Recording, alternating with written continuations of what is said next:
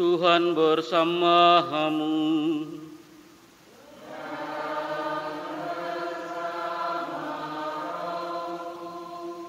Inilah Injil Yesus Kristus menurut Markus.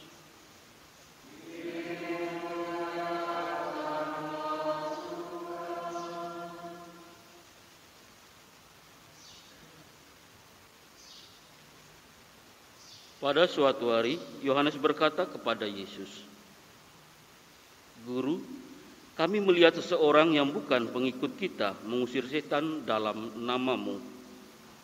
Lalu kami cegah dia karena dia bukan pengikut kita."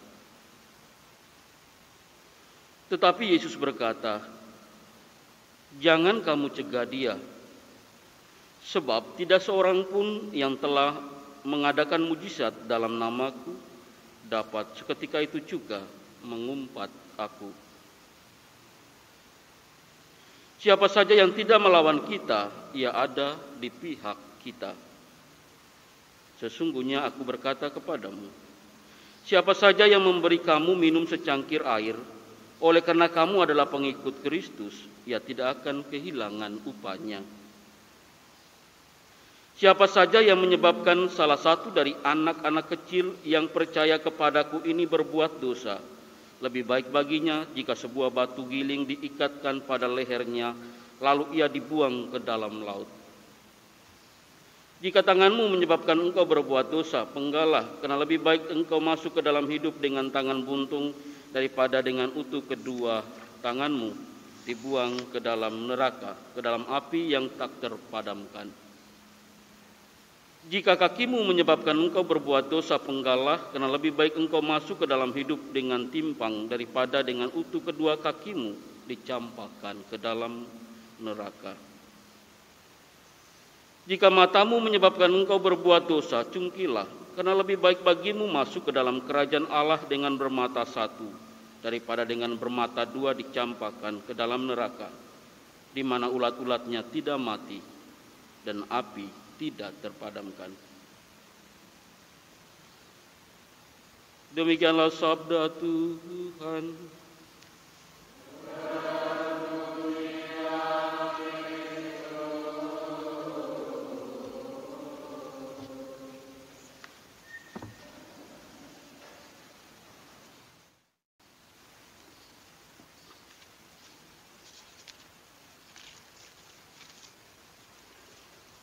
Suster, Bapak, Ibu, saudara-saudari yang dikasihi oleh Tuhan, sekali lagi selamat pagi.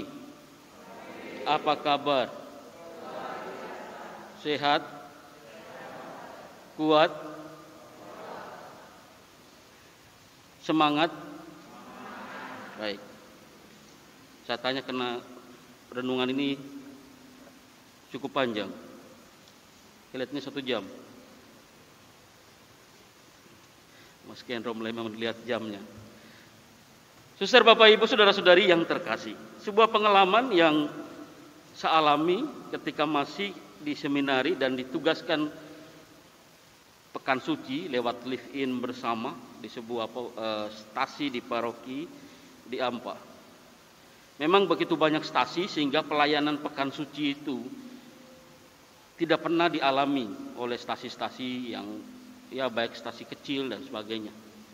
Dan itu pertama kalinya jadi kami sebagai seminaris itu datang untuk melayani pekan suci di situ.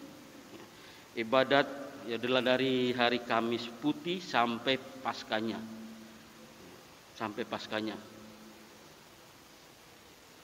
Disiapkan sendiri, lalu mimpin lagu, mengajak umat nyanyi lagu-lagu ya untuk Kamis Putih, Jumat Agung dan sebagainya. Sebelum perayaan ibadat biasanya selalu diajak. Satu hal yang bagi saya cukup berkesan dan saya ambil sebagai pengantar dari renungan kita pada hari ini lewat bacaan yang juga telah kita dengarkan. Setelah melewati Kamis Putih, Jumat Agung, ya, karena mereka juga tidak merayakan Rabu Abu itu seperti apa, makanya salib pun tidak dibungkus dan sebagainya. Maka saat 2 hari sebelum Jumat Agung itu, ya sudah saya membungkus salib supaya mereka bisa merayakan bagaimana upacara penciuman salib dan sebagainya. Hari Sabtu pagi sampai siang, sekitar jam 10 datanglah 6 orang anak. 2 orang pertama, ya, ketika saya ada di dalam gereja, saya lagi menyiapkan buat tulisan di latar, datanglah 2 orang yang pertama. Ya, dari 6 orang itu masuk lalu langsung menyapa saya dengan panggilan frater. Oh, ternyata 2 orang ini Katolik, jadi mereka sudah mengenal saya. Lalu datang 2 orang, kami boleh masuk? Kan kami juga Kristen katanya. Oh ya, Kristen, berarti bukan Katolik. Kan katanya kami juga percaya Kristus. Ya sudah, masuk. Anak-anak ya sekitar usia SD kelas 2, pulangnya jam 10, ya 10 jam 11 pulang sekolah itu. Katanya kami juga Kristen ya, kami juga masuk ya. Masuk. Lalu teman 2 ini mau melangkahkan kaki masuk ke dalam gereja. Lalu yang tadi yang kedua orang, kalian di luar saja. Lalu sambil matanya arah ke saya, mereka bukan Kristen. Lalu sambil menyebut agamanya, ya saya nggak usah sebut. Ketika mengatakan mereka bukan Kristen dan dia agama ini, saya langsung seakan pandangan itu langsung menuju kedua anak itu. Ada apa? Kok bagi saya heran, karena memang saya baru pertama kali mendengar ungkapan seperti itu. Ya, usia anak-anak yang masih SD sudah itu nggak usah masuk. Dia bukan Kristen, bukan percaya Kristus. Seakan masuk ke gereja ini dilarang bagi muridnya. Jadi saya begitu heran.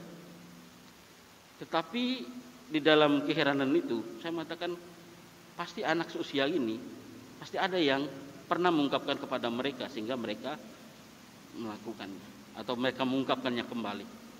Setidak-tidaknya pernah ada yang membeda-bedakan sehingga sebenarnya bagi saya tidak masalah. Dan setelah itu memang saya silakan masuk, ya tidak apa-apa.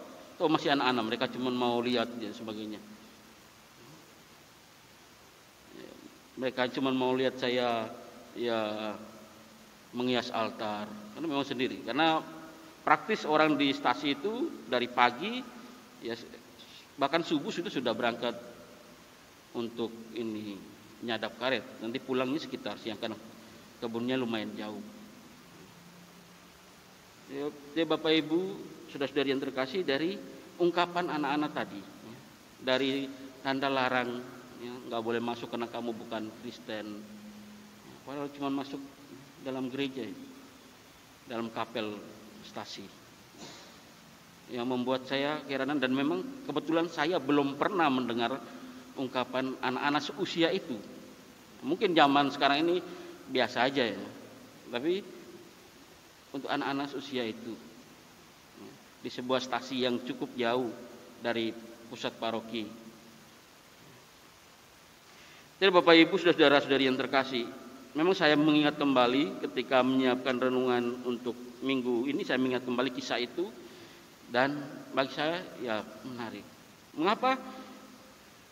Kita melihat baik dalam bacaan pertama yang juga ya tidak jauh berbeda atau paralel dengan bacaan Injil, sama-sama mencegah karena mereka ya, bukan orang yang percaya kepada Allah.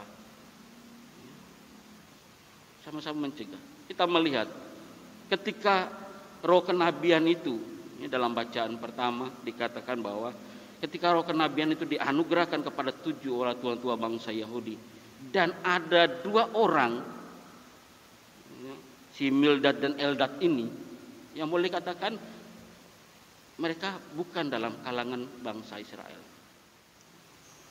Artinya apa? Sekiranya seluruh umat Allah atau umat bangsa Israel itu dianugerahkan roh kenabian, Musa dengan sadar diri bahwa dia tidak perlu capek untuk menggerakkan hati bangsa yang boleh katakan membuat Musa ya, beban di dalam hidupnya.